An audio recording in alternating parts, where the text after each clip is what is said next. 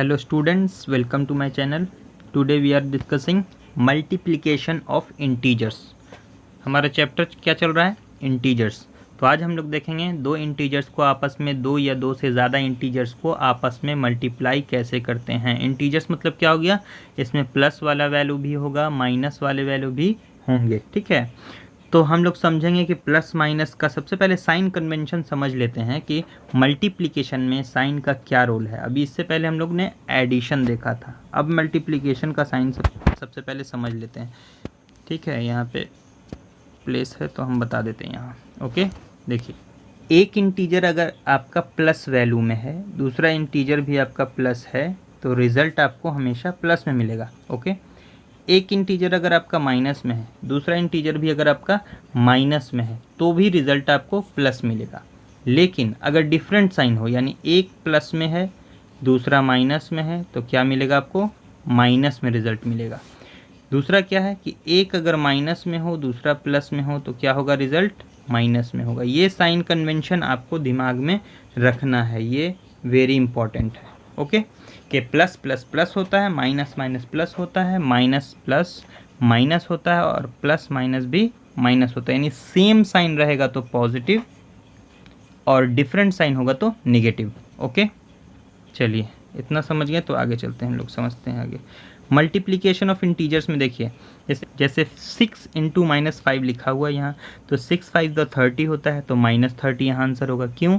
क्योंकि 6 यहाँ पे क्या है? प्लस में, और 5 क्या है? माइनस में. तो जो रिज़ल्ट होगा फाइनल वो माइनस में होगा. ओके, इस तरह से ये सारा क्वेश्चन बनेगा. अब सबसे पहले हम लोग प्रॉपर्टीज़ देखते हैं कि इसका प्रॉपर्टीज़ क्या है.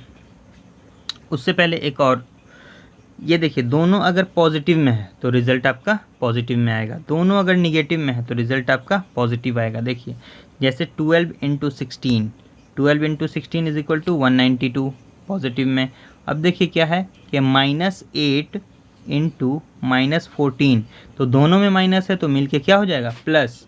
तो अब दोनों मल्टीप्लाई होके 112 हो गया, लेकिन माइनस गायब हो गया. क्या बताया था हमने? माइनस अगर माइनस से मल्टीप्लाई होता है तो क्या हो जाता है? फिर वो प्लस हो जाता है, माइनस नहीं लिखा रहता है. ओके, आगे चलते हैं हम लोग. देखिए प्रॉपर्टीज़, जैसे उसमें हमने पढ़ा था एडिशन में कि कुछ प्रॉपर्टीज़ होता है, closure property, commutative law, associative law, वो सब चीज़ यहाँ भी आएगा. ओके, तो हम लोग बारी बारी से देखते हैं. इसमें क्लोजर प्रॉपर्टी में क्या है कि दो इंटीजर को कभी भी आपस में मल्टीप्लाई किया जाएगा तो हमेशा एक इंटीजर ही मिलेगा. The product of two integer is always an integer. Okay, ये है आपका क्लोजर प्रॉपर्टी.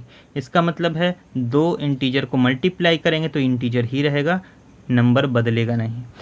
फिर क्या है कि a इंटू बी किया जाए या b इंटू ए किया जाए तो बात एक ही है. ये कहते हैं कम्यूटेटिव लॉ. कम्यूटेटिव लॉ क्या कहता है कि उल्टा और सीधा दोनों बराबर होता है. यानी कि एक नंबर को a को b से गुना किया जाए या b को a से गुना किया जाए, मल्टीप्लाई किया जाए, तो रिजल्ट में कोई फ़र्क नहीं पड़ेगा. जैसे 5 into 4 is equal to 4 into 5 होता है ना.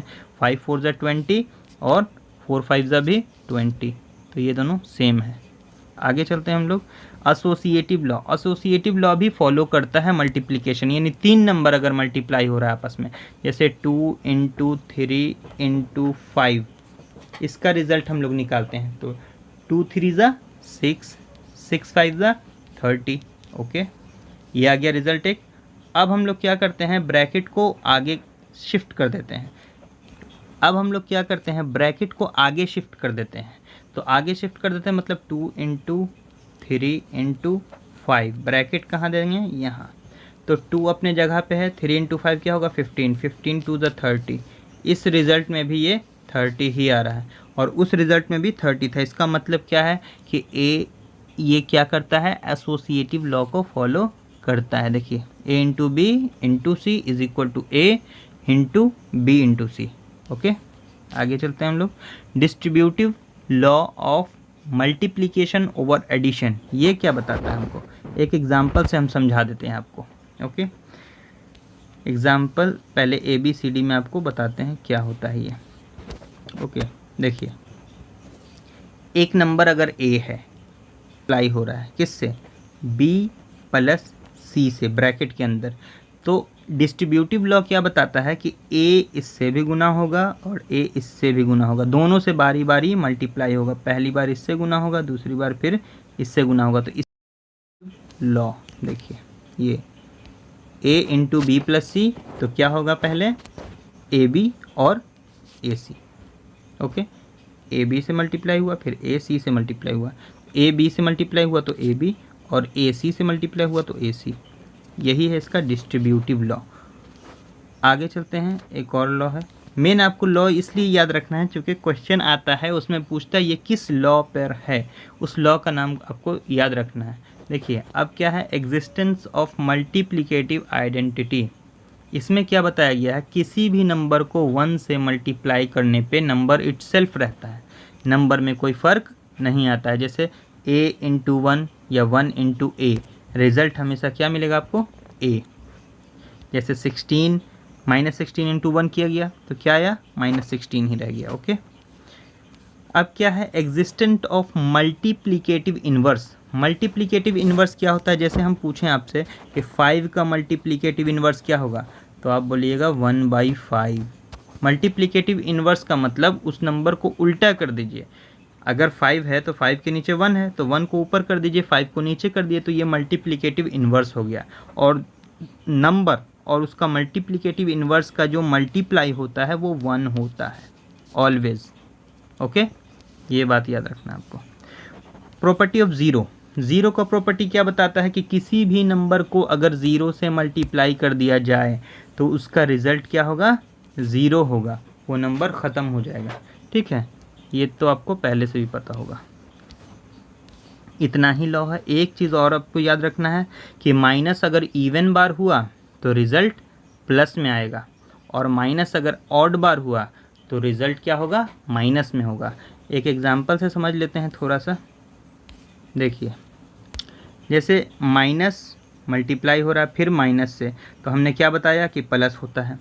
अगर माइनस मल्टीप्लाई हो रहा है माइनस से और फिर माइनस से मल्टीप्लाई हो रहा है, तो 3 बार मल्टीप्लाई अगर होगा तो निगेटिव हो जाएगा। ये देखिए, ये क्या है, इवन है, 2 टाइम्स क्या कहलाएगा, इवन।